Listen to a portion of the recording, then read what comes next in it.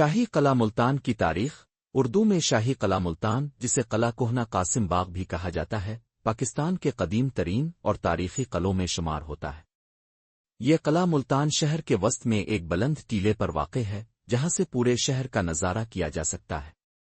قدیم تاریخ قلعہ کی تعمیر کی اصل تاریخ واضح نہیں، لیکن ماہرین کے مطابق یہ تقریباً 2500 سال قبل مسیح میں تعمیر کیا گیا۔ اس قلعہ پر مختلف ادوار میں ہندو شاہی خاندانوں، یونانیوں، ساسانیوں، مسلمانوں اور مغلوں نے حکومت کی۔ یہ قلعہ دفاعی لحاظ سے انتہائی اہم مقام پر واقع تھا، اسی لیے ہر دور میں اس کی توسیع و تعمیر ہوتی رہی۔ محمد بن قاسم کا دور 711 عیسوی میں جب محمد بن قاسم نے ملتان فتح کیا تو اس قلعہ کو ایک اہم فوجی مرکز میں تبدیل کر دیا گیا۔ بعد ازاں یہاں مساجد، محلات اور دیگر عمارتیں تعمیر کی گئیں۔ مغلیہ دور مغل بادشاہوں نے اس قلعہ کی مزید تعمیر و تزئین کی اور اسے شاہی قلعہ کا درجہ دیا گیا۔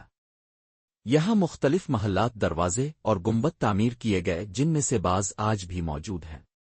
موجودہ حالت اگرچہ 1818 میں سکھوں نے قلعے پر حملہ کر کے اس کی بیشتر عمارتیں تباہ کر دیں، لیکن آج بھی اس کے آثار موجود ہیں۔ قلعے میں موجود حضرت شارکن عالم اور حضرت حافظ جمال کے مزارات زائرین کی توجہ کا مرکز ہیں۔